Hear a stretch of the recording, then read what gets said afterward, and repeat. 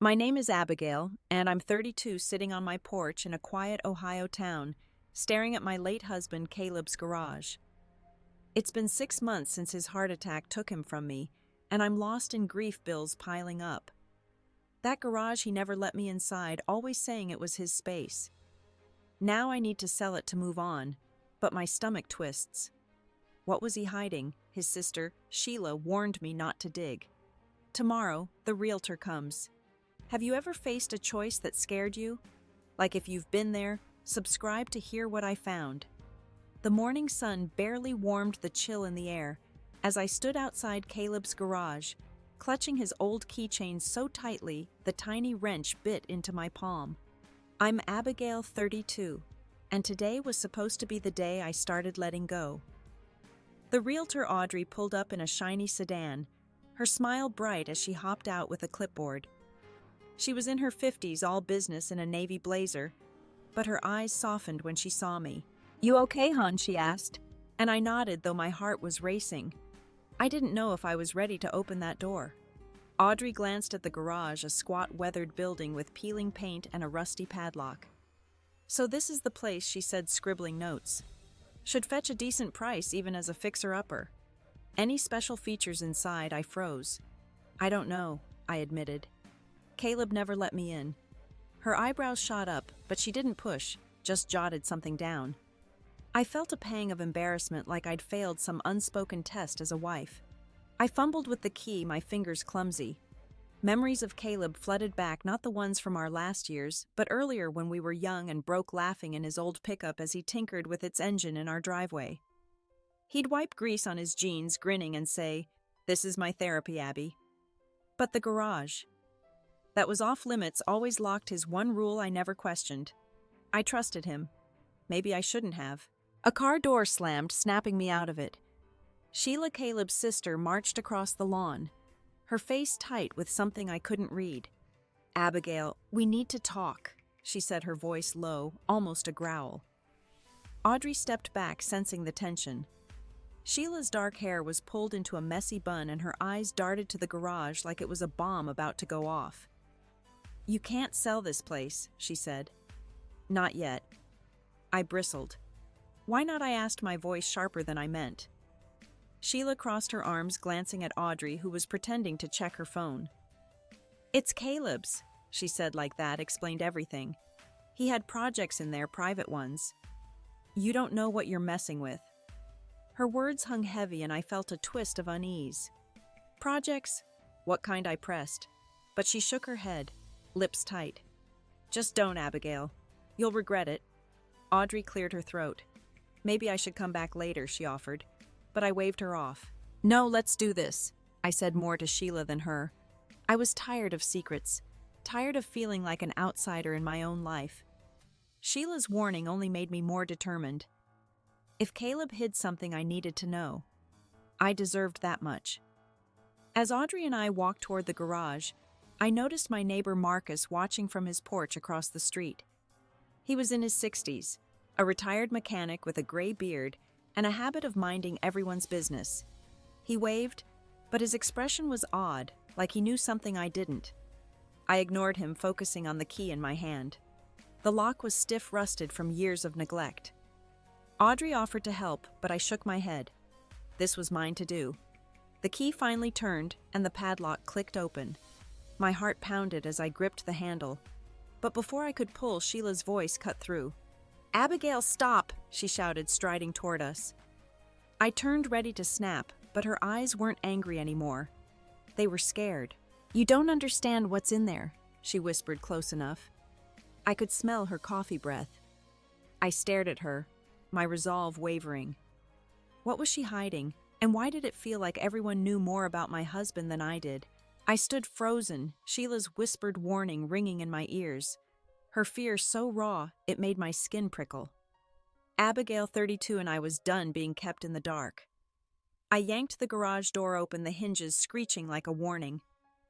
Dust swirled in the sunlight, revealing a cluttered mess, stacks of car parts, greasy tools and tarps, draped over shapes I couldn't make out.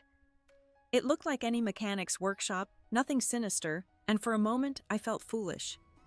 Was this all Caleb hid? Just junk? Audrey stepped inside her heels, clicking on the concrete floor. Looks like a gold mine for car enthusiasts, she said, her tone too cheerful, like she was trying to break the tension. I didn't answer, my eyes scanning the room. Sheila hovered at the threshold, her hands clenched. You're making a mistake, she said softer now, almost pleading. I ignored her, moving deeper into the garage, my boots kicking up grit. A workbench lined one wall, cluttered with wrenches and oil-stained rags. I ran my fingers over a hammer, picturing Caleb's hands wielding it, his focus always so intense. The thought stung, not because I missed him, but because I was starting to wonder how well I knew him. Audrey started taking photos, her camera flashing, and I noticed something tucked behind a pile of tires, a locked toolbox, its surface scratched and dented. My breath caught when I saw my initials AM carved into the lid, rough but deliberate, like Caleb had done it himself. What's this? I murmured, kneeling to inspect it. The lock was heavy, no key in sight. Why would he mark it with my name but never tell me? Audrey peered over my shoulder. Probably just sentimental, she said, but her voice wavered and I caught her glancing at Sheila. My stomach twisted. Were they both in on something? I tugged at the lock, frustration building, but it wouldn't budge. Sheila suddenly moved, grabbing a tarp from a nearby pile and pulling it tight like she was shielding whatever was underneath. This isn't yours to sell, Abigail. She snapped, her earlier fear replaced by defiance. I stood, my patience gone. Then whose is it? I shot back. Caleb's dead, Sheila. This is my house, my life. Her eyes narrowed, but she didn't answer, just clutched the tarp and stormed out, leaving a heavy silence. Audrey shifted uncomfortably. She seems upset, she said, stating the obvious. I didn't respond, my mind racing.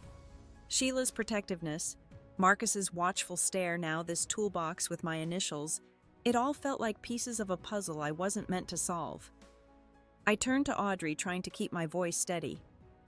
You knew Caleb, didn't you? I asked. Her smile faltered and she adjusted her clipboard, a photo peeking out her with a man who looked too much like Caleb for it to be a coincidence. Just through a car club, she said quickly, too quickly. I nodded, not believing her. The photo, Sheila's warnings, the locked box, it was all too much.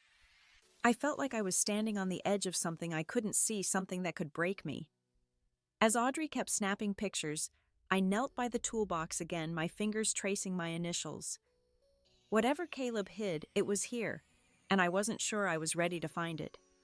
The garage smelled like oil and rust, and the dim light from a cracked window made every shadow feel alive. I'm Abigail, 32, and I was alone now. Audrey gone. Sheila's footsteps still echoing in my head.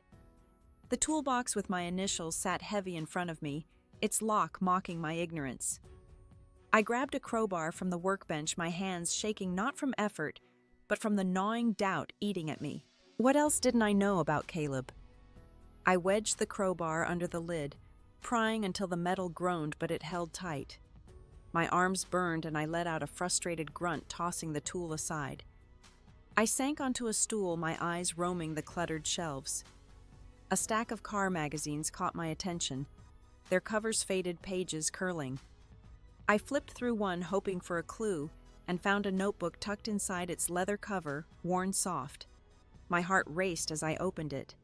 Pages were filled with Caleb's messy scrawl dates, dollar amounts, initials like JR and TW, none of them mine.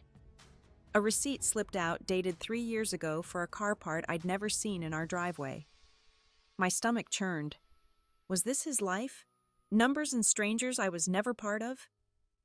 The garage door creaked, and Marcus stepped in his work boots, heavy on the concrete. His gray beard caught the light, and his eyes were wary, like he'd been waiting to catch me here. Saw Audrey leave, he said, his voice gruff. You okay, Abigail? I clutched the notebook, unsure if I could trust him. Marcus was Caleb's friend, always swapping stories about engines over beers.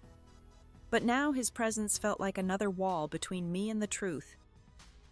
Did you know about this? I asked, holding up the notebook, my voice sharp. He hesitated, rubbing his neck. Caleb did side jobs, he said finally. Fixed cars for folks who paid cash, no questions. Shady type sometimes. My breath caught. Shady how I pressed standing now, my hands clenched. Marcus looked away, his jaw tight. He was protecting you, Abigail. Didn't want you mixed up in it. I laughed bitter and hollow. Protecting me, by lying, the word stung, slicing through the fog of grief I'd carried for months. I thought of our quiet dinners, Caleb's tired smiles, his excuses about late nights at the shop. I'd believed him every time because I loved him. Now each memory felt tainted like a photo with a crack down the middle. Marcus shifted uneasy. "There's more," he said, his voice low.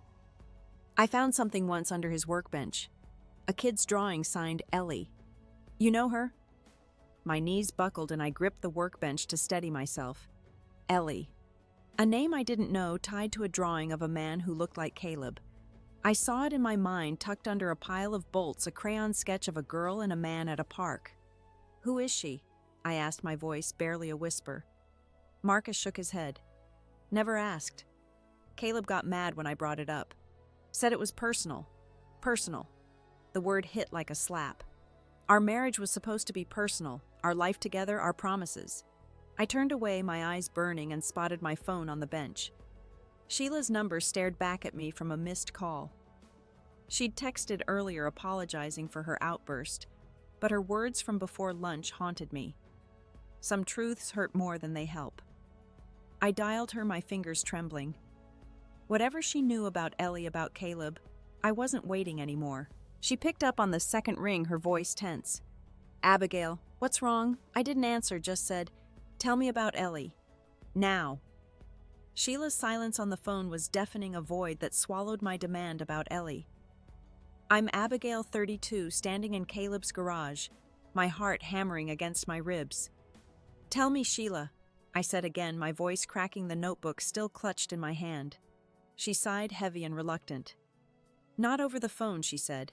"Come to my place. Now." I hung up, my mind spinning, and grabbed my keys, barely noticing Marcus watching me go, his expression unreadable. The drive to Sheila's was a blur, the Ohio dusk painting the sky in bruised purples. Her small house sat at the edge of town, its porch light flickering. I knocked my knuckles raw from gripping the steering wheel. Sheila opened the door, her eyes red like she'd been crying. Inside, the living room smelled of lavender candles, but the air felt thick, oppressive. "Sit," she said, pointing to a worn couch. I didn't move. "Just tell me who Ellie is," I said, my voice sharper than I meant. Sheila paced, her hands twisting together. "Ellie's my daughter," she said finally, her voice low. "She's 9. Caleb helped us more than you know." My stomach dropped. Helped how I asked, dreading the answer. Sheila's gaze darted away, landing on a framed photo of a young girl with pigtails smiling at a fair. Ellie. The same girl from the drawing. My throat tightened, a sick feeling rising. Was she Caleb's? I asked, the words tasting like ash. "No." Sheila snapped, her eyes flashing. "She's mine." "But Caleb, he was there when I couldn't be." She sank into a chair, her hands covering her face. "He paid for her treatments, Abigail. Leukemia." I didn't know. The room spun and I gripped the couch arm to steady myself. "Treatments," when I asked, my voice barely audible. Sheila looked up, her expression a mix of guilt and defiance. "During your marriage," she said. "He didn't tell you to keep you safe." Safe, the word ignited something ugly in me, a fury I hadn't felt since Caleb's funeral. Safe from what I shouted, standing now, my hands shaking. Sheila flinched but didn't back down. "He worked with people," she said, her voice dropping to a whisper. "People who stole cars, fixed them, sold them. Caleb got in deep to pay for Ellie's hospital bills. I begged him to stop, but he wouldn't. Not for her." Each word was a knife carving away the man I thought I loved. Caleb, my Caleb, who kissed me goodnight, who promised forever, was a criminal. I saw our life in flashes, his late-night calls, the cash he'd tuck away, the way he'd change the subject when I asked about his day. I'd trusted him, built my world around him, and it was all a lie. Why didn't he tell me? I asked, tears burning my eyes. Sheila's voice softened. "He loved you, Abigail. He thought you'd leave if you knew. I stumbled back, my legs weak. The photo of Ellie stared at me, her smile a cruel reminder of Caleb's other life. I thought of the notebook, those initials, the money. How much of our marriage was real? Sheila reached for my arm, but I pulled away. I need to know everything, I said, my voice raw. She nodded, her eyes glistening. There's more, she said. In the garage. A safe. But you won't like what's inside. I drove back in a daze, the garage looming like a tomb. The safe Sheila mentioned was hidden under the floorboards, she'd said, behind a stack of crates. I knelt in the dark, my flashlight shaking, and pried up a board. The safe was there, cold and heavy, its lock glinting. My fingers hovered over it, dread pooling in my chest. Whatever was inside it would change everything. I wasn't sure I could face it. The safe's cold steel burned under my fingers, its lock staring back like an accusation. I'm Abigail, 32, kneeling in Caleb's garage, the air thick with dust and betrayal. The flashlight beam trembled as I punched in the code Sheila had whispered, her voice cracking over the phone. 6 digits, our wedding date. The safe clicked open, and my breath caught a mix of dread and need pulling me forward. Inside was a stack of cash, bundled tight, fake IDs, with Caleb's face under strange names and an envelope, my name scrawled in his handwriting. My hands shook as I tore it open, the paper crinkling too loud in the silence. Dear Abigail, it began, and I froze, his voice echoing in my head, warm and steady, like when he'd read me poetry in bed. I'm sorry. I never wanted you to know. My eyes blurred, but I forced myself to read. He wrote about the car theft ring, how it started small, a favor for a friend, then spiraled. I needed the money for Ellie, he wrote. Sheila couldn't afford the bills, and I couldn't let her daughter die. Each sentence was a punch stealing my air. Caleb described late nights, forging plates, dodging cops, lying to me with every kiss goodnight. I thought I could keep you clean, he wrote. I loved you too much to lose you. My chest tightened, a sob clawing up my throat. Loved me. He'd built a wall of secrets, left me blind in our own marriage. I pictured our mornings, him sipping coffee, smiling while he carried this. How could he? The cash stared up at me, crisp, hundreds more than I'd ever seen. I flipped through the IDs. Caleb's eyes meeting mine under names like Daniel Holt, Michael Gray. Who was he? The man I married, who danced with me at our backyard reception, felt like a stranger now. I dropped the envelope papers scattering, and my gaze landed on a small key taped to the safe's lid. My heart raced. Another lock, another secret. Footsteps crunched outside, and I scrambled to shove the cash back, my pulse hammering. Sheila's voice called, Abigail, you there? She stepped in, her silhouette sharp against the moonlight. Her eyes widened at the open safe, the spilled papers. You found it, she whispered, her voice breaking. I stood, the key clenched in my fist. Why didn't you tell me? I demanded, my voice raw. Her face crumpled. I wanted to, she said. But Caleb made me swear. He said it'd ruin you. Ruin me.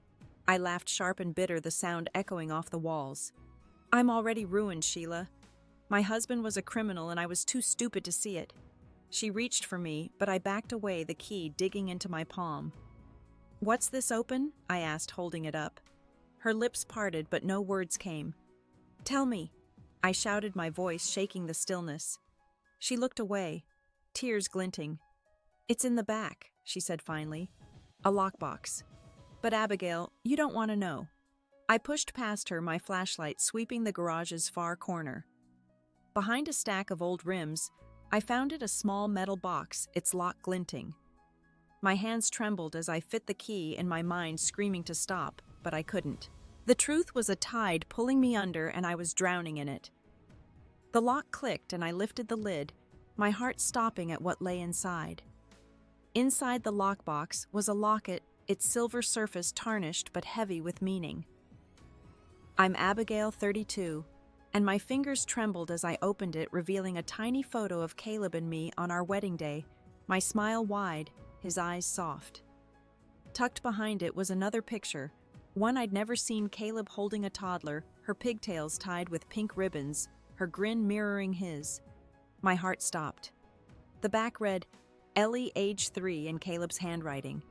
I sank to the garage floor, the concrete cold against my knees, the locket slipping from my hands. Sheila's gasp broke the silence. Abigail.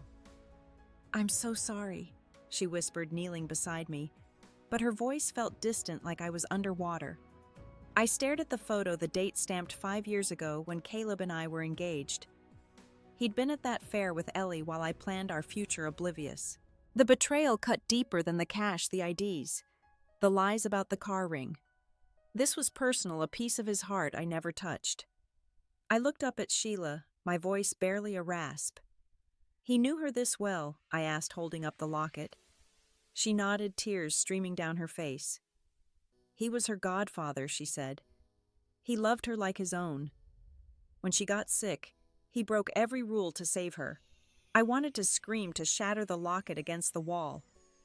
Why wasn't I enough? I choked out, my chest heaving. Why did he hide her from me? Sheila's hands hovered, unsure, but I pushed myself up, stumbling toward the workbench, my vision blurring. The locket wasn't just a keepsake. It was proof Caleb lived a life I wasn't part of, a life with Ellie, with Sheila, with secrets he chose over me. I thought of our vows, the way he'd whispered, "You're my home, Abby, under the stars." Was any of it true? My fingers grazed a wrench, and for a moment I wanted to smash everything to erase this place that mocked my trust. A car pulled up outside, headlights slicing through the garage's open door. Marcus's voice called out, "Abigail, you okay?" He stepped in, his eyes widening at the lockbox, the locket on the floor.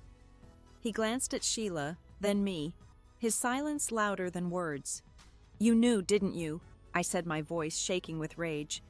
"You all knew about Ellie, about Caleb's lies, and let me live like a fool." Marcus opened his mouth, but nothing came out, his guilt plain as day. Sheila stood, her voice pleading. "We didn't want to hurt you," she said. "Caleb thought he was protecting you. Protecting me." I shouted, my voice echoing off the walls. "He stole years from me, Sheila. He gave his heart to your daughter, to your family, and left me with nothing." My legs gave out and I collapsed against the workbench, sobs tearing through me, raw and unstoppable. The locket glinted on the floor. Caleb's face smiling up at me, and I couldn't breathe, couldn't think, couldn't escape the truth that I'd loved a man who never fully loved me back. Morning light spilled through my kitchen window, glinting off the coffee mug I hadn't touched. I'm Abigail, 32, and Caleb's locket lay on the table, its weight heavier than the safe's cash hidden under my bed. Last night's sobs had left me hollow, but something else stirred, a spark I hadn't felt in months. I couldn't live in his lies anymore. The truth about Ellie, the theft ring, his double life, it was a chain, and I was done being bound. I picked up my phone and dialed Leslie, a lawyer I'd met at a community fundraiser years ago. Her voice was calm, professional. "Abigail, what's going on?" she asked. "I need advice." I said, my voice steady despite the knot in my chest. "About something illegal. Can you meet me?" Leslie agreed to come over, and I spent the hour pacing the safe's contents, burning a hole in my mind. The cash, the IDs. Caleb's letter confessing everything, they weren't just secrets. They were evidence. Keeping them felt like betraying myself, like letting Caleb's choices define me. I pulled out the letter, rereading his words, "I loved you too much to lose you." My throat tightened, but I folded it away. Love didn't justify this. I needed to be free, even if it hurt. The doorbell rang, and Leslie stood there, her gray suit crisp, her eyes kind but sharp. I led her to the kitchen, the locket still on the table. I didn't waste time. My husband was in a car theft ring. I said the words, tasting foreign. He's gone now, but I found cash IDs proof. I want to turn it over. Leslie's pen paused over her notepad. "That's brave," she said, "but risky. You could face questions, maybe scrutiny." "Are you sure?" I nodded, my jaw tight. "I'm sure." Sheila's face flashed in my mind, her plea to protect Ellie. I hesitated, then pushed it aside. Ellie deserved a future, but so did I. Hiding this would trap me in Caleb's shadow, and I'd already lost too much to his secrets. Leslie started listing steps, contacting the police, documenting what I found, staying honest. It felt real, final, like stepping off a cliff. I glanced at the locket. Caleb's smile frozen in time and my heart ached. But I wasn't his widow anymore. I was Abigail, and I was choosing me. The phone rang Sheila's name on the screen. I let it go to voicemail, but her message played through her voice shaky. Abigail, please don't do anything rash. Think of Ellie. She's just a kid. My resolve wavered, guilt creeping in. Ellie's laughter, her pigtails in that photo, they were innocent, untouched by Caleb's choices. But I saw myself too, the years I'd spent trusting, loving, unaware. I couldn't carry both their burdens. I turned to Leslie. How soon can we go to the police? I asked, my voice firmer now. She nodded, scribbling a number. I'll call a contact, get you in today. As she dialed, I walked to the window, staring at the garage. It wasn't just a building anymore. It was a cage I was breaking open. Somewhere deep, a fire was growing, not loud or wild, but steady, pushing me to act, to reclaim the life Caleb's lies had stolen. I wasn't done yet. Leslie's call to the police was quick, her voice steady as she arranged a meeting. I'm Abigail, 32, and the kitchen felt smaller now, the walls closing in as I gathered the safe's contents, the cash, the fake IDs. Caleb's letter. My hands moved with purpose, but my chest was tight, each item a reminder of the life I thought I knew. Leslie watched me, her notepad filled with details. You're doing the right thing, she said, her tone soft but firm. I nodded, but doubt lingered. Was I outside? The Mustang sat in the driveway, its red paint gleaming under the midday sun. Caleb's note had called it a clean car built for me, a dream he never got to share. I hadn't driven it yet, hadn't even touched it since finding his letter. But now an urge hit me sharp and clear. I grabbed the keys from the counter, the metal cool against my palm. I'm driving it to the station, I told Leslie, my voice quieter than I expected. She raised an eyebrow but didn't argue. Let's go, she said. The Mustang's engine roared to life, a deep, steady hum that vibrated through me. I eased it onto the street, the leather steering wheel smooth under my fingers. For the first time in months, I felt anchored, like I was moving towards something, not just running from it. Leslie followed in her car, but I barely noticed my focus on the road, the way the car responded, like Caleb was still here guiding it. I saw him in my mind, not the man from the IDs, but the one who'd spent nights in the garage building this for us, for me. At the police station, a gray building with too many windows, Officer Gregory met us in a small office. He was older, with a tired face but kind eyes. I laid out the safe's contents on his desk, the cash in neat stacks, the IDs fanned like a grim deck of cards. Leslie explained, her voice measured, but I cut in, needing to own it. My husband was part of a car theft ring, I said, the words heavy but clear. I found this after he died. I want it gone. Gregory leaned forward, studying the items. You're not implicated, he said, but we'll need to investigate. People tied to this might come looking. My stomach twisted, picturing the stranger Curtis, his shadow across my street yesterday. I glanced at Leslie, who nodded slightly.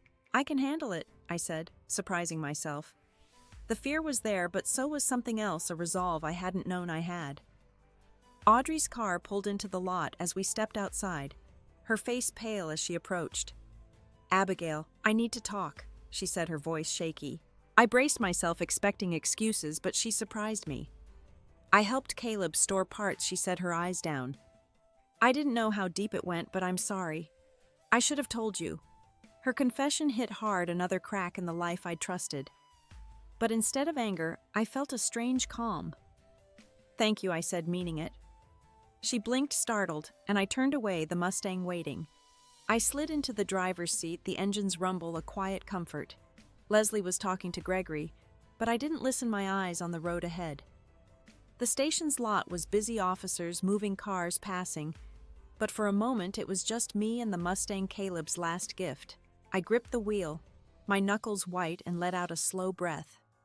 I wasn't his widow anymore, not just a shadow of his choices. I was Abigail, and I was driving forward, one truth at a time. A week had passed since I handed over Caleb's secrets to the police, and the quiet in my house felt heavier than ever. I'm Abigail, 32, standing in my emptied garage, the Mustang's red curves catching the morning light through the open door. The crates, the tarps, the shadows of Caleb's lies were gone, cleared out by movers I barely remembered hiring. Officer Gregory's call yesterday still echoed. Curtis and 2 others from the theft ring were in custody, my name clear. Relief should have come, but instead my chest felt tight, like I'd traded one weight for another. Sheila knocked softly, her silhouette hesitant at the garage door. Her eyes, red-rimmed, avoided mine as she stepped inside, holding a small grocery bag. "I brought you some soup," she said, her voice thin. "Thought you might not be eating." I nodded, taking the bag, its warmth strange against my cold hands. "Thanks," I said, but the word felt hollow. We stood there, the space between us wide, filled with everything we hadn't said since I turned in the cash. Sheila glanced at the Mustang, then back at me. "They told me you gave them everything," she said, almost a whisper. "The money, too." I tensed, waiting for anger, but her face was soft, almost broken. "That cash was for Ellie's treatments, Abigail. Every dollar." My stomach twisted, guilt rising like bile. "I didn't know," I said, my voice low. "I thought it was dirty, tainted." She shook her head, a faint smile flickering. "It was," she said. "But it saved her life." The words landed hard, and I leaned against the Mustang, its metal cool under my palms. I saw Ellie in my mind, her small hands clutching crayons, unaware of the cost of her survival. I'd wanted to be free of Caleb's lies, but had I robbed a child to do it? Sheila set the bag down, her hands fidgeting. "I'll pay you back," she said. "Whatever I can over time." "I don't expect it," I said quickly, but she waved me off. "It's not about expecting. It's about right." Her offer hung there, simple but heavy, and I felt a crack in the wall I'd built since finding the locket. Sheila wasn't my enemy, just a mother caught in the same storm. I wanted to say something to bridge the gap, but my phone buzzed, breaking the moment. A text from Marcus. "Can I come by?" "Got something for you." I typed a quick yes, my mind already shifting, uneasy about what else could surface. Sheila lingered, her eyes on the empty shelves. "You did what you thought was right," she said almost to herself. Caleb would have hated this, but he'd get it. Her words stung, a reminder of the man I'd loved, the man I'd exposed. I opened my mouth, but no words came, just a tightness in my throat. She turned to leave, pausing at the door. "Ellie's asking about you," she said. "Wants to see the car." I nodded, unable to speak, the idea of Ellie's small voice cutting through me. As Sheila's car pulled away, Marcus's truck rumbled up, his boots heavy on the gravel. He held a small wooden box, its edges worn smooth. "Found this in my shed," he said, handing it to me. "Caleb left it years ago, said it was for you if things went south." My fingers froze on the lid, the weight of another secret pressing down. I didn't open it, not yet, my heart racing with the fear of what Caleb had left behind this time. The wooden box from Marcus sat unopened on my kitchen counter, its presence like a pulse in the quiet house. "I'm Abigail, 32, and my fingers hovered over it, afraid of what Caleb might have left me now. Marcus had left quickly, muttering about errands, his eyes avoiding mine like he knew the box carried weight I wasn't ready for. I poured a glass of water, the taps hummed the only sound, and sat staring at the box, my resolve from the police station fading under its shadow. My phone buzzed, Audrey's name on the screen. I hesitated, then answered, her voice rushed, almost breathless. "Abigail." "I quit the realtor job," she said. "Couldn't keep pretending after what I did with Caleb." I sat straighter, caught off guard. She'd stored stolen parts for him, a fact that had burned when she confessed. But now her words carried a different weight, like she was unburdening herself to me. "I'm sorry," she added softer. "You deserved better." I swallowed, my throat dry. "So did I said, and hung up her apology, lingering like dust in the air. I turned back to the box, its lid smooth under my touch, and lifted it slowly, bracing myself. Inside was a cassette tape labeled in Caleb's sharp handwriting, for Abby.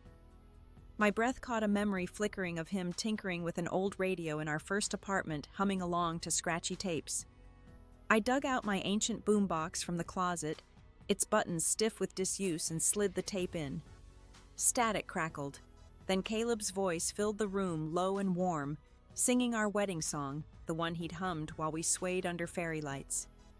Tears pricked my eyes, not from grief, but from the ache of him so close yet gone. The song ended, and his voice spoke hesitant. "Abby, if you're hearing this, I messed up. I wanted to fix it for you. There's a fund for us, clean money. It's with Marcus. I love you." The tape clicked off, and I sat frozen, the boombox's silence louder than his words. Clean money. After everything, another secret, another choice he made without me. I walked outside, the afternoon air cool, the Mustang gleaming in the driveway.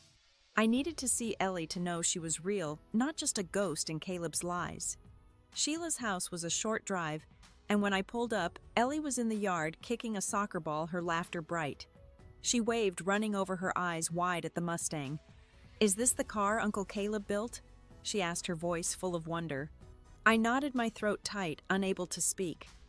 Sheila appeared at the door, her expression wary but softer than before. "You didn't have to come," she said, but I shook my head. "I wanted to," I said, my voice low. Ellie climbed into the Mustang's passenger seat, her small hands tracing the dashboard, and I saw Caleb in her smile, his warmth in her curiosity. She didn't know what he'd done, what I'd undone. I drove her around the block, her chatter filling the car, but my heart sank heavy with the truth that my choice had rippled beyond me, touching this girl who loved him. Back at home, I stood in the kitchen, the cassette tape beside the box, Caleb's voice still in my ears. I'd wanted freedom, but now I saw the cost, not just to me, but to Ellie, to Sheila, to the life Caleb had tried to save. I sank into a chair, my hands empty, the weight of my decisions settling like a stone, quiet but unyielding, leaving me with nothing but the echo of what I'd done. Sunlight poured through the new window I'd installed in the garage, warming the concrete floor where I stood, a wrench in my hand. I'm Abigail, 32, and this space, once Caleb's fortress of secrets, was now my workshop, its shelves lined with tools I was learning to use. A month had passed since I gave the police his safe, and the world hadn't ended, though it felt close some days. Today I was fixing a neighbor's carburetor, the hum of the radio soft in the background, and for the first time in ages my shoulders didn't carry a ghost. Marcus leaned against the workbench, his flannel shirt dusted with sawdust from his morning project. He was teaching me, patient but firm, guiding my hands as I adjusted the carburetor's screws. "You're getting it," he said, his voice gruff but warm. Caleb would have been proud.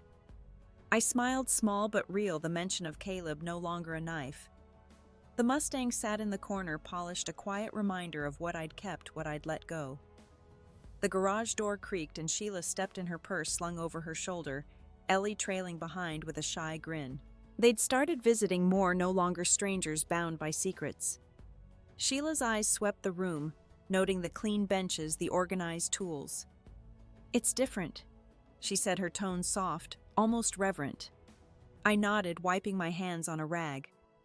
"It's mine now," I said, and meant it, the words settling deep. Ellie ran to the Mustang, her sneakers squeaking, and peered inside. "Can I help fix something?" she asked, her eyes bright. I laughed, a sound that surprised me with its ease. "Soon," I said. "Let's start with something small." Sheila watched us, her expression unreadable, then set a thermos on the bench. "Coffee," she said. "Figured you'd need it." I took it, our fingers brushing, and saw something new in her face, not guilt or fear, but gratitude, unspoken, but clear. We sat on folding chairs, the garage door open to the spring air, and talked about small things, Ellie's school, the weather, the car show Marcus was planning. Caleb's name came up not as a wound, but as a memory, softer now.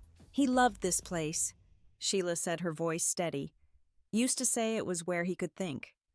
I nodded, picturing him here, not the man from the safe, but the one who'd hum off key while tightening bolts. I missed that Caleb, and it was okay to admit it. Marcus chimed in, telling a story about Caleb fixing his old Chevy, how he'd cursed the stubborn engine, but grinned when it roared to life. Ellie giggled, and I felt a warmth spread, not burning, but gentle like sunlight after a long winter. The garage wasn't a tomb anymore. It was a place where I was building something, not just cars, but a life I could claim. I tightened a bolt on the carburetor, my hands surer than yesterday, and felt the spark of who I was becoming. Sheila touched my arm as they got ready to leave, her eyes meeting mine. "Thank you," she said low enough for only me to hear. "For keeping Ellie out of it." I nodded, my throat tight, not with pain, but with the weight of what we'd both carried. As they walked to their car, Ellie waving, I stood in the doorway, the wrench still in my hand, my breath slow and even, the world quiet in a way it hadn't been before. The afternoon sun dipped low, casting long shadows across the garage floor as I tightened the last screw on the carburetor. I'm Abigail, 32, and the quiet hum of my work felt like a heartbeat steady in mine. Ellie's laughter still lingered in my mind, her small hand waving as she left with Sheila. I set the wrench down, its weight familiar now, and walked to the Mustang, its door creaking as I opened it. The leather seat was warm, and I slid in, letting the stillness wrap around me. I ran my fingers along the dashboard, smooth and worn, imagining Caleb's hands shaping it, his focus a kind of love I hadn't seen before. The glove box caught my eye, a small latch I'd never checked. I clicked it open, half expecting nothing but a folded note slipped out, Caleb's handwriting, faint but clear. "Abigail, drive free." It read simple and raw. My chest tightened, not with pain but with a soft ache like a bruise fading. I tucked the note in my pocket, its words settling deep. Free. I'd spent months chained to his secrets, to my anger, to the life we'd lost. But here in this car, in this garage, I was choosing what came next. I started the engine, its rumble low and sure, and drove out the town, blurring past in shades of green and gold. Ellie's school was nearby, and I saw her on the playground swinging high, her hair catching the light. I didn't stop, just watched, a smile tugging at my lips. Back home, Ethan's car was in the driveway, his visit unannounced but welcome. He stood in the garage, hands in his pockets, his usual rush softened. "I was wrong," he said, his voice low, "about pushing you to sell about Caleb. He wasn't perfect, but he loved you." I nodded, no need for words, and handed him a soda from the cooler. We sat on the steps, the evening air cool, and for once we didn't fight, just shared the quiet, our family stitched back together in small, honest ways. A neighbor, Harper, walked by, her toolbox swinging. She'd asked to learn mechanics inspired by the garage's new life, and I'd said yes, a decision that felt bigger than it sounded. I saw Caleb in that choice, his passion for fixing things, but it was mine now, a legacy I'd shape. I stood brushing dust from my jeans and looked at the garage, its open door no longer a threat, but an invitation. The note in my pocket felt light, a whisper of permission I'd given myself. I walked inside, the tools gleaming under the new lights, and picked up a socket wrench, its cool metal grounding me. The world outside faded, and I was here whole in a way I hadn't been. Caleb's love, his flaws, Ellie's smile, Sheila's trust.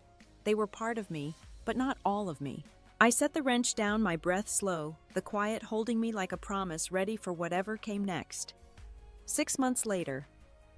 I'm Abigail, 32, sitting on my porch, the Ohio air crisp with early fall. The garage hums behind me, not with secrets but with life. Harper's laughter as she tightens a bolt, Ellie's chatter about school, Marcus's gruff instructions. My workshop's grown a place where neighbors bring their cars and their stories, and I'm learning to fix both. The Mustang's parked out front, its red paint catching the last sunlight, a piece of Caleb I've made my own. I sip coffee, the mug warm in my hands, and feel the world settle quiet but alive. Mornings start early now, my boots on the garage floor before dawn. Tools in hand like old friends. I've got a routine coffee radio, then work each task a small anchor. Yesterday I rebuilt a fuel pump, my fingers steady, no longer trembling with the weight of what was. Harper's learning fast, her questions sharp, and I teach her the way Marcus taught me, patient, letting her find her own way. Ellie drops by after school, sketching cars on scrap paper, her presence a bridge between past and present. Sheila's become a regular too, her visits less cautious, her smiles easier. We don't talk about Caleb much, but when we do, it's about his laugh, his stubborn streak, not the shadows he left. She's saving for Ellie's college, and I chip in what I can from workshop earnings, a choice that feels right, like balancing a scale. Ethan stops by more too, his old pushiness gone, replaced by quiet support. Last week, he helped paint the garage walls a soft blue that catches the light, and we talked about nothing important, the best kind of talk. The town's changed, or maybe I have. Neighbors wave when I drive the Mustang, their nods carrying respect, not pity. I'm not Caleb's widow here. I'm Abigail, the woman who fixes their engines, who listens when they share their own cracks and mends. The workshop's become a hub, a place where people linger, and I'm okay with that. It's not about erasing the past, but building on it piece by careful piece. I walk to the garage now, the door open, tools gleaming on the racks. Harper's showing Ellie how to check oil, their heads bent close, and I pause, leaning against the frame. The ache for Caleb hasn't vanished, but it's softer, like a song I know by heart, but don't need to play. I found my own rhythm, one that carries me forward, not back. The coffee's gone cold, but I don't mind my breath slow as I watch the day unfold whole in a way I never expected. As dusk settles, I'm Abigail, 32, standing in the garage, the air cool and sharp with the scent of fresh paint. The workshop's quiet now, Harper and Ellie gone, their tools neatly stowed. I pick up a small notebook, not Caleb's, but mine, where I jot down repair tips and stray thoughts. Tonight I write one line, I'm enough. It's simple, but it took a year of unraveling to get here, to see that my worth isn't tied to what I didn't know or couldn't save. I step outside the stars, faint above the town, and lean against the Mustang, its curves familiar under my palm. I think of the woman I was trusting blindly, then broken by truths I never asked for. Caleb's choices, his love, his flaws, they shaped me, but they don't own me. I've learned that healing isn't loud or final. It's quiet, like the way I lock the garage each night, knowing I'll open it tomorrow.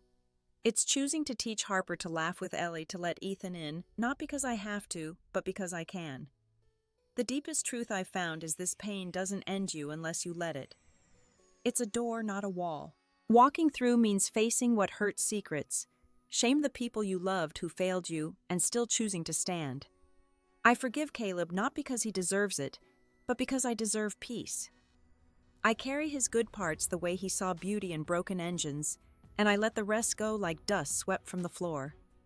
I look at the garage, its blue walls glowing under the porch light, and feel a stillness, not empty but full. This is my life now, built from scraps of what was stronger for it. I'm not fearless, but I'm free, and that's enough to keep going, one small, steady step at a time. The stars brighten, and I breathe whole in the quiet, ready for whatever dawn brings. What truth have you faced that set you free, even when it hurt? Share it below. I'd love to hear your story. If this moved, you give it a like, subscribe for more, or pass it along to someone who needs it. Thank you for listening, for being here. Here's to healing, to finding your own quiet strength wherever you are.